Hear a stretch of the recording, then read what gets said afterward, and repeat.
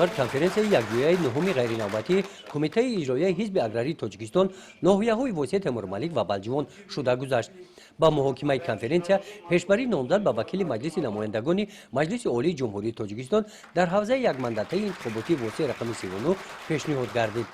طبق قرارهای تشکیلات‌های ابتدایی حزبی ناحیه‌های واسع تیمور ملیک و بلجوان با کنفرانسیای یکجای حزب اگراری تاجیکستان در ناحیه‌های واسع تیمور ملیک و بلجوان از تشکیلات‌های ابتدایی حزبی 229 نفر وکیلان اشتراک نمودند.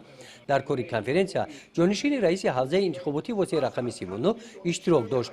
طبق طلبات قانونگذاری کشور آوازدهی برای پیشبری نامزد طریق پنهانی و توسط بولتن‌ها صورت گرفت. از جنبش آوازدهی پنهانی کمیسیای به حسابگیری آوازها معین نمود که همه وکیلان یکدلانه نامزدی لطیفزاده رستم برات رئیس حزب اگراری تاجیکستان را برای پیشبری به نامزد و وکیل مجلس نمایندگان مجلس عالی جمهوری تاجیکستان دستگیری نمودند.